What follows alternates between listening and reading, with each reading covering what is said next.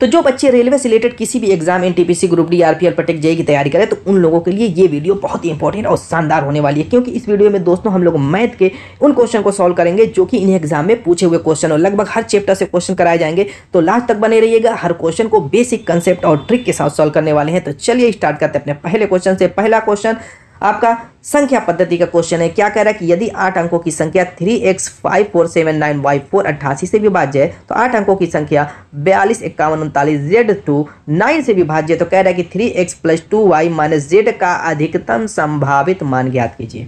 देखिए यहाँ पे हम लोगों को इस क्वेश्चन में बहुत कुछ सीखने को मिलेगा, बहुत कुछ सीखने को मिलेगा। ये अधिकतम संभावित मान लिखा है, आखिर इसका मतलब क्या है। तो सबसे पहले हम पहले वाले को उठाते हैं। कह रहा है कि ये जो 8 अंकों की संख्या 88 से विभाज्य है तो उसको हम यहाँ पर लिखेंगे। क्या है, 3x है, 5479y4 है। कह रहा है कि ये अगर 88 से विभाज्य है तो यहाँ से 88 से विभाजकता का नियम लगा करके हम y और x का मान निकालेंगे।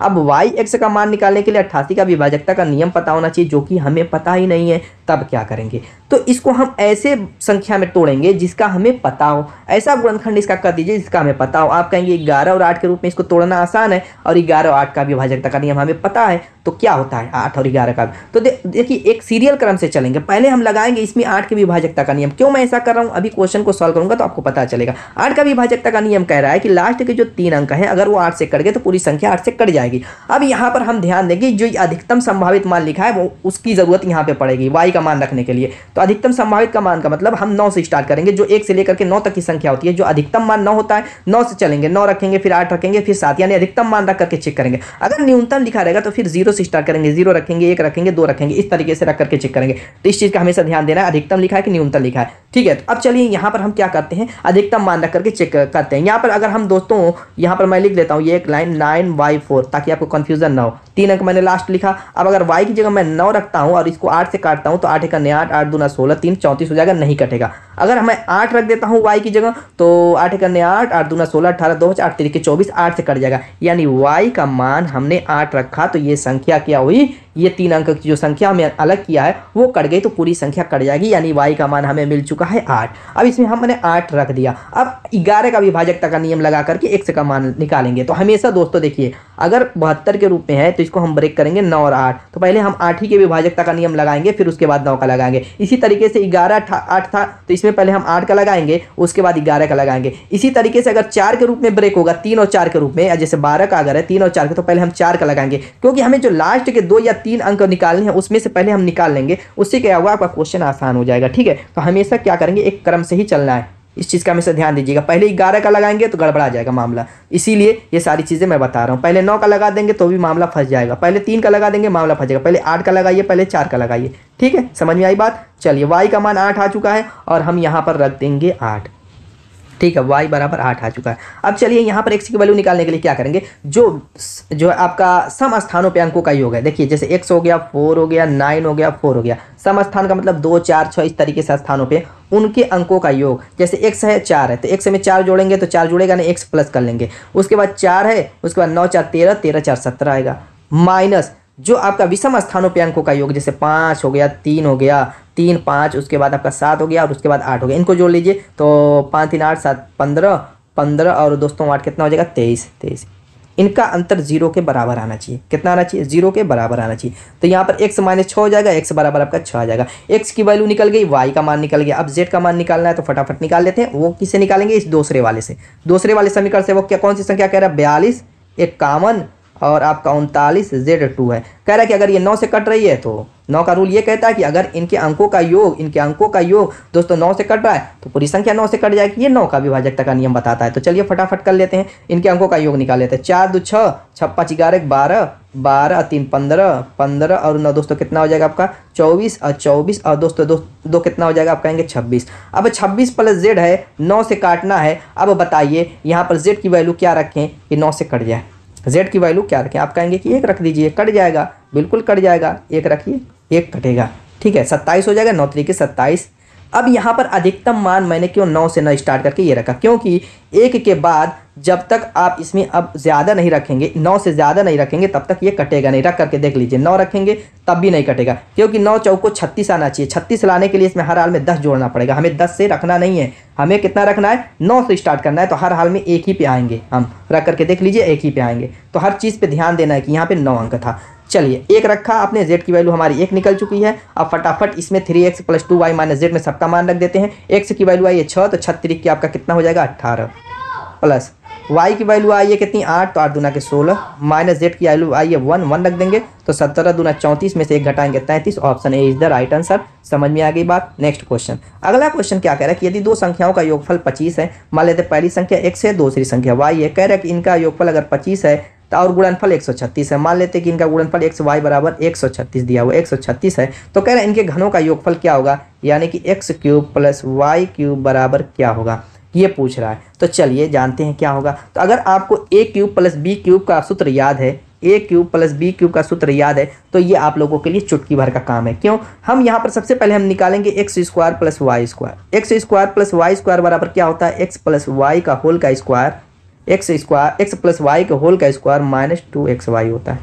अब चलिए मान रख देते हैं, x y का आपका मान मालूम है 25, 25 का स्क्वायर करेंगे 625 हो जाएगा, माइनस 136 xy की वैल्यू दी हुई है, तो उसका दूना करेंगे तो 272 हो जाएगा। घटा लीजिए, कितना आएगा आपका, यहाँ पर 3 आएगा, ये 12, 7 5 12 हो जाएगा, ये 5 353 आ जाएगा।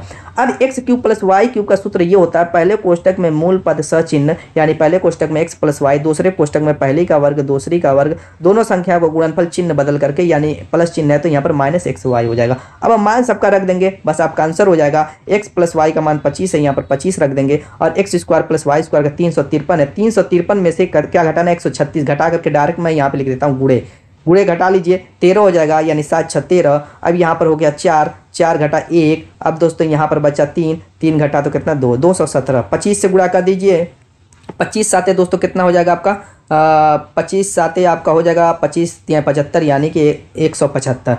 175 हो गया, ये बचा 17, 25 से करने 25, 25 और 10 35, 35 और 7 42 को 2 बचा आपका 4, 25 दूना के 50 4 54, यानी कि 5425। देखिए कहाँ दिया वो 5425। Option A is the right answer. अगले क्वेश्चन की तरफ चलते हैं। अगला क्वेश्चन कह रहा है कि ये जो संख्या दी हुई है वो कौन सी संख्या, एक परिमेय संख्या है, एक प्राकृतिक संख्या, एक पूर्णांक है, या एक अपरिमेय संख्या है। तो चलिए पहले इसको हम क्या करते हैं, इसका फटाफट सॉल्यूशन कर लेते हैं, यानी इसको शॉर्टकट निकाल लेते हैं। जहाँ तक हो सके इसको काट पीट करके, काटने पीटने लायक है तो इसको शॉर्ट कर लेते हैं, तभी हमको पता चल पाएगा, वरना ऐसे डायरेक्टली हम नहीं कर पाएंगे। यहाँ पर दिया हुआ पहले 3√5, ठीक, प्लस 125 को आप क्या लिख सकते हैं, 125 को आप लिख सकते हैं 5 × 5 × 5 लिख सकते हैं, बिल्कुल।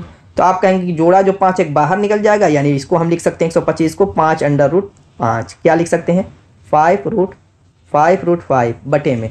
अब देखिए 80 है, 80 को हम क्या लिख सकते हैं 16 × 5 लिख सकते हैं, और 16 बाहर आ जाएगा, 4 वर्गमूल निकालेंगे 4 बन जाएगा, तो यानी 4√5 हो जाएगा, 4√5। चलिए इसको भी हम लिख लेते हैं ऐसे ही, 4√5 प्लस 6 को ऐसे ही रहने दीजिए, ठीक है। अब जोड़ लीजिए, ये आपका देखिए रूट का जोड़ना घटाना पता है कि नहीं। अगर रूट के अंदर की संख्या इक्वल है, जैसे √5 है, तो बाहर की संख्याओं को जैसे जोड़ते हैं वैसे जोड़ लेंगे, 5 3 8 हो जाएगा, यानी 8√5। ऐसे ही ये भी करेंगे, नीचे देखिए √5 है तो ये 6 10√5, ये कटा गया, आपको 2 से काटेंगे 4, ये 4/5। ये क्या है, एक परिमेय संख्या है, एक भिन्न मिल गया, एक परिमेय संख्या है। Option A is the right answer. Next question, अगला क्वेश्चन कह रहा है दी गई संख्याओं में से किसका आरोही क्रम सही है। यानी कि हमें अगर ये पता है कि कौन भिन्न, छोटी बड़ी भिन्न का अगर पता लगाना हमें पता है, तो ये आप लोगों के लिए 10 से 15 सेकंड का काम है, उससे ज़्यादा काम नहीं, क्योंकि हमें ऑप्शन से ही चेक करना है। तो यहाँ पर कई सारे ट्रिक होते हैं। एक ट्रिक ऐसी होती है, अगर आपका जैसे मान लीजिए 5/7 है, 8/2 का अंतर है तो 8 10 है, और इस तरीके से मतलब 2 के अंतर में अगर संख्याएं हैं 3/5 है, यानी कि इस तरीके से अंश और हर क्या हो, इनका अंतर इक्वल हो, जैसे 5 2 7 8 2 10 3 2 5। तो इसमें हम ट्रिक अलग लगाते हैं, वो सेकेंडों का काम है। जिसका आपका अंश बड़ा होगा वो संख्या बड़ी हो जाएगी, जैसे 8/10 में क्या है, अंश बड़ा है तो संख्या बड़ी हो जाएगी। लेकिन दोस्तों अगर इनका अंतर इक्वल ना हो, अंश हर का अंतर इक्वल ना हो, तो उसके लिए हम क्या रूल अप्लाई करते हैं, वो मेन है। क्योंकि इसमें देखिए अंश हर इक्वल नहीं है। यहाँ पर देखिए 7 2 9 है, 5 1 6 है, 3 2 5 है, 2 में तो इक्वल नहीं मिल गया, लेकिन 5/6 में इक्वल नहीं मिला, तो यहाँ पे मामला अलग बनेगा। यहाँ पे हम क्रॉस मल्टीपल वाला जो है रूल लगाएंगे। कैसे करते हैं, चलिए यहाँ पर करेंगे क्या, पहले 2 का जोड़ा बना लेंगे, इन दोनों को देख लेंगे, ठीक है। इन दोनों को देखेंगे क्या करेंगे, इसका इसमें गुणा करेंगे, इसके हम करेंगे, यानी 50 25 हो जाएगा।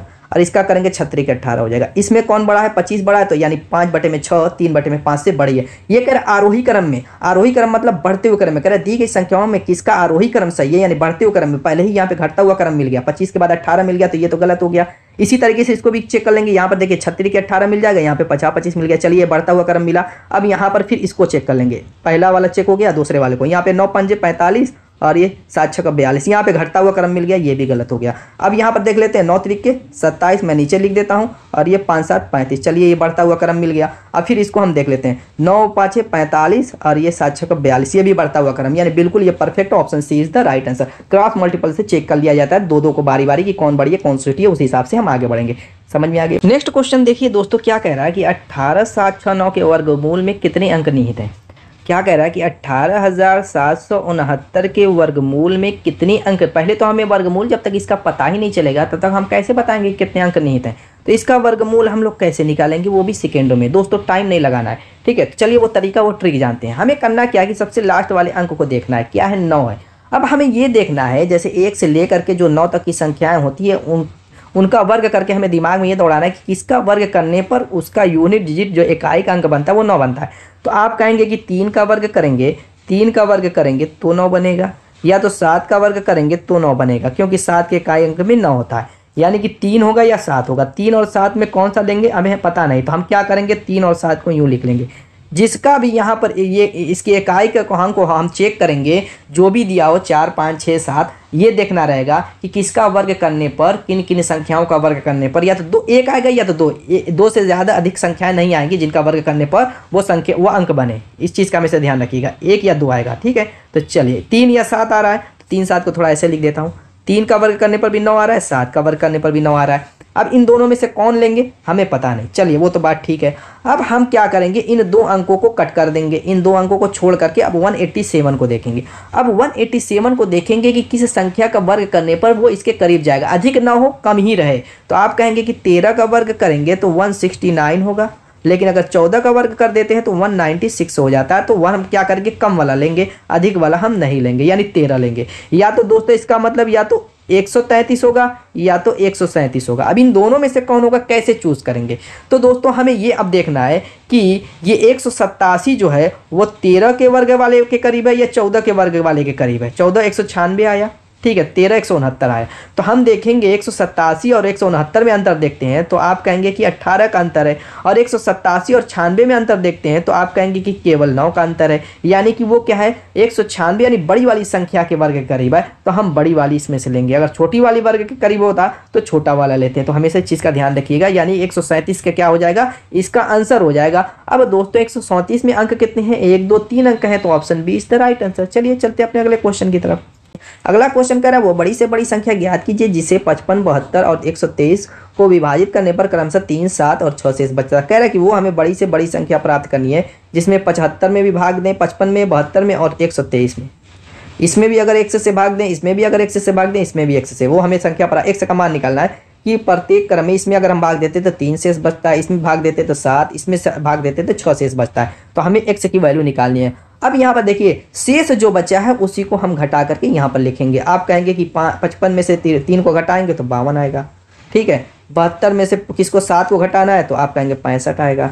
इसी तरीके से 123 में से 6 घटाना है 170 आएगा। अब हमें करना क्या है, 52 65 और 117 का HCF निकाल देना है, वही आपका आंसर हो जाएगा। आप काटिए, किससे कट रहा है, 2 से 3 से 4 से नहीं कट रहा है तो काट दीजिए। 17 नहीं 13 चौक 52, 13 से कट जाएगा, 13 चौक 52, 13 5 65, 13 9 117, काम खत्म। 13 से ये कट रहा है यानी HCF इसका कितना हो जाएगा, 13 हो जाएगा। और देखिए किसी से नहीं कट रहा है क्योंकि बाकी जितनी भी ये संख्या मिली है सभी 1 से नहीं कट रही है, सब अलग अलग कटेंगी। ये 4 से कटेगी, 2 से कटेगी, ये 5 से कटेगी, ये 3 या 9 से कटेगी। बात समझ में आ गई। तो यानी 13 क्या हो जाएगा, HCF इसका हो जाएगा। बस वही आपका आंसर हो जाएगा, option A is the right answer. यानी 13 ही ऐसी संख्या है जिससे 55 72 123 में अगर भाग दिया जाए तो शेष 3 7 और 6 बचता है। चलिए अगले क्वेश्चन की तरफ चलते हैं। हमारा अगला क्वेश्चन क्या कह रहा है, कह रहा है कि ए का वेतन बी के वेतन से 20% कम है, बी का वेतन ए के वेतन से कितने प्रतिशत अधिक है। देखिए कह रहा है कि ए का वेतन बी के वेतन से, मान लेते हैं कि बी का वेतन 100 रुपया है, ठीक है। ऐसे प्रतिशत वाले में 100 मान के लगा सकते हैं क्योंकि जो है कोई भी है अपने आप में 100% होता है, कोई भी अगर बंदा है, कोई चीज़ है, कोई वस्तु है, अगर उसको माना जाता है तो अपने आप में 100% रहती है। ठीक है, तो मान लेते हैं बी 100 है, आपको मानना है, तो ए क्या हो जाएगा, क्या कह रहा है कि ए का वेतन बी के वेतन से 20% कम है, तो 100 का 20% कितना होगा, 20 होगा, तो 100 में से 20 को घटाएंगे यानी ए का वेतन 80 हो जाएगा।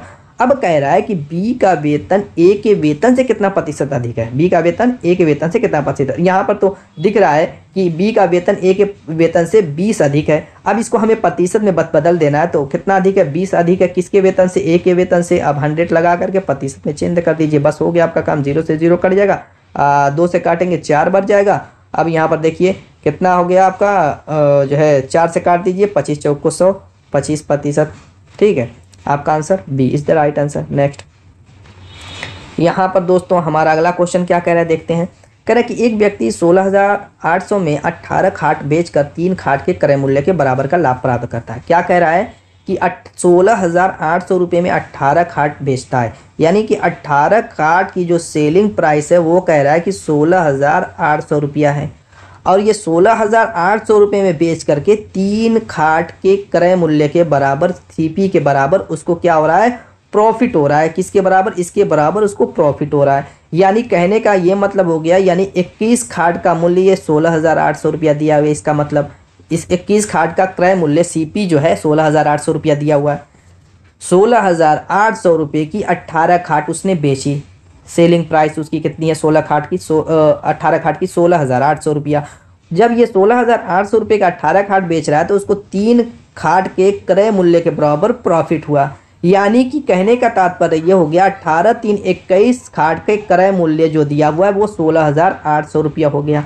हुआ कि नहीं हुआ, कोई यहाँ तक दिक्कत। कह रहे एक खाट का क्रय मूल्य कितना हो जाएगा, तो सीपी एक खाट का क्या हो जाएगा, 16,800 बटे में 16,800 बटे में 21 से काटेंगे 8 का 8, 8 दूना 16 यानी 8 बच जाएगा, 00,800 रुपया। Option C is the right answer. अगला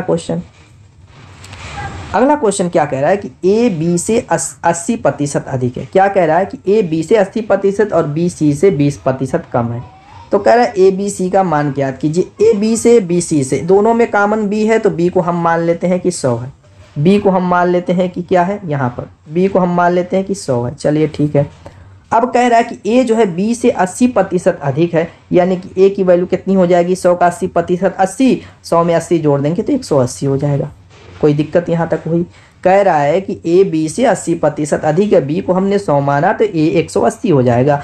आगे कह रहा है बी जो है सी से 20% कम है, तो सी की वैल्यू कैसे निकालेंगे, सी की वैल्यू यहाँ पर निकाल लेते हैं। क्या कह रहा है, बी जो है सी से 20% कम है, यानी कि जो सी की वैल्यू हो जाएगी 100 गुणे 100 बटे में 100 में से 20 घटाएंगे तो 80 हो जाएगा। अब काट लीजिए, 8 से काटेंगे कितनी बार जाएगा, 1000 को 8 से काटेंगे तो 8 एकने 8, 8 दूना 16, 8 5 40, 125। इसी को रेशियो में कन्वर्ट कर दीजिए। किससे कटेगा, 5 से कटेगा, 5 3 15, 5 6 30, 5 से काटेंगे 20 बार, 5 से काटेंगे 25 बार। ये आपका आंसर हो चुका है। देखिए 36 20 25, option B is the right answer. अगला नेक्स्ट क्वेश्चन क्या कह रहा है, ये आपका जो है दोस्तों का सीआई कंपाउंड इंटरेस्ट का क्वेश्चन है। कह रहा है निम्नलिखित में से किस समान वार्षिक भुगतान रुपये में द्वारा 5% वार्षिक दर से 2 वर्ष में देय रुपया 28,700 के एक ऋण को पूर्णतः चुका दिया जाएगा। यहाँ ब्याज की गणना वार्षिक चक्रवृद्धि ब्याज आधार पर की जाएगी।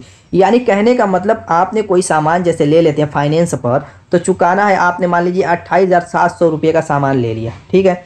अब 28,700 रुपये को उसको 2 वर्ष में चुकाना है, तो वो कैसे चुकाएगा, यहाँ ब्याज की गणना करनी है, वार्षिक चक्रवृद्धि आधार पर की जाती है। यानी कि ये सीआई के रूप में करना है, न कि सिंपल इंटरेस्ट के रूप में, वो लास्ट में लिख दिया है। तो चलिए कुछ करना थोड़ा ना, फटाफट कर लेते हैं। पहले साल करेंगे तो क्या हो जाएगा, जैसे आपका अमाउंट का सूत्र जो होता है चक्रवृद्धि वाला क्या होता है, ए बराबर पी इंटू 1 प्लस आर बटे में 100। पहले साल का क्या हो जाएगा, पी निकाल लेंगे यहाँ पर मूलधन, तो कहेंगे कि ए बटे में 1 प्लस आर बटे में 100, ये पहले साल का हो जाएगा। दूसरे साल का क्या हो जाएगा, सिर्फ स्क्वायर कर देंगे।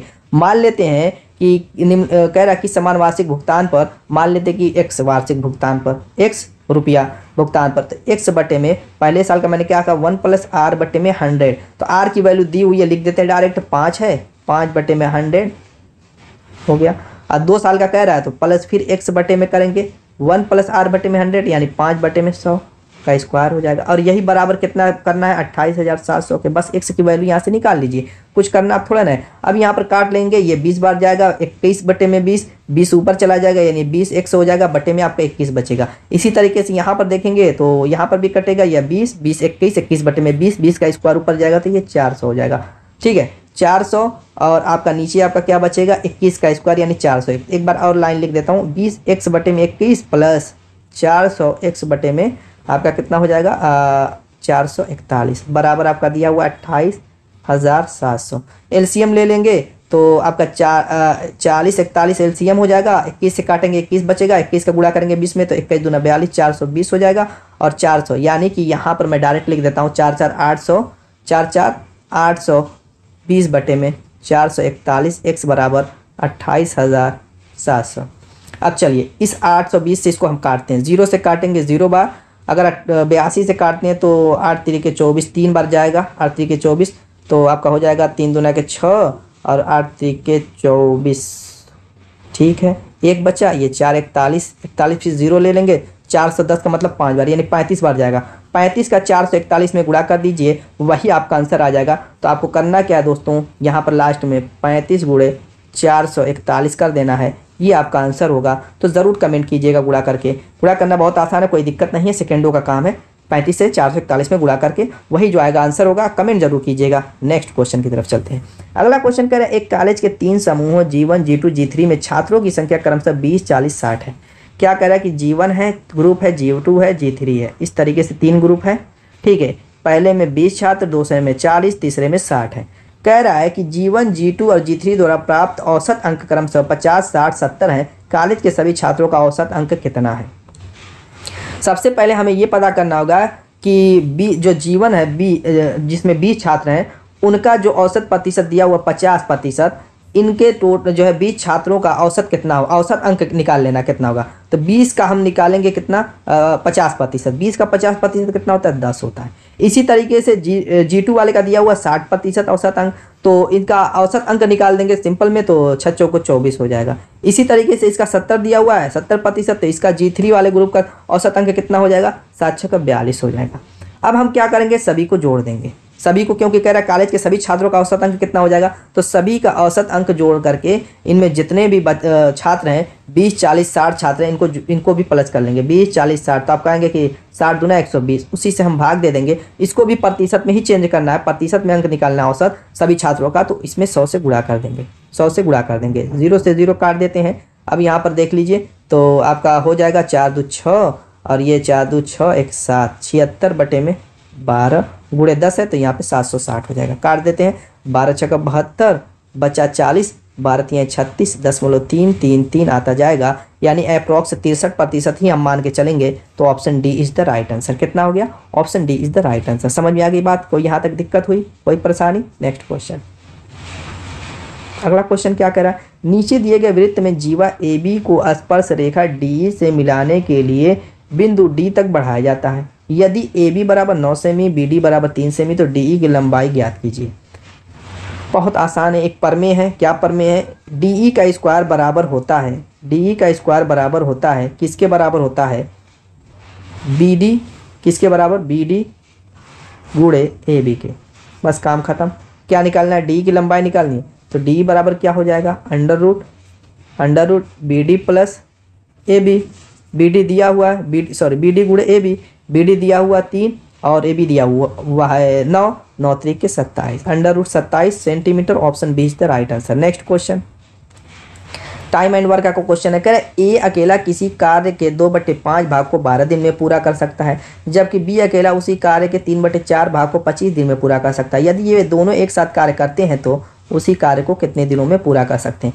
कह रहा है कि A जो है अकेला किसी कार्य का 2/5 भाग 12 दिन में पूरा कर सकता है, तो A जो है अकेला उस कार्य को कितने दिन में पूरा करेगा। जो 2/5 भाग दिया वो उसको हम पलट देंगे, 5/2 करके 12 दिनों वाले से गुणा कर देंगे, तो हम निकाल सकते हैं क्या कि पूरे कार्य को कितने दिन में कर सकता है। तो ये आपका हो जाएगा 30 दिन, 30 दिन में वो पूरे कार्य को निपटा देगा। ऐसे B वाले का भी निकाल लेंगे कि पूरे कार्य को कितने दिन में करता है, तो 3/4 भाग को 25 दिन में करता है, तो हम क्या करेंगे 4/3 गुणे 25 कर देंगे, बस हो जाएगा। काट देंगे, नहीं जाएगा, 25 चौको 100/3 कर देंगे।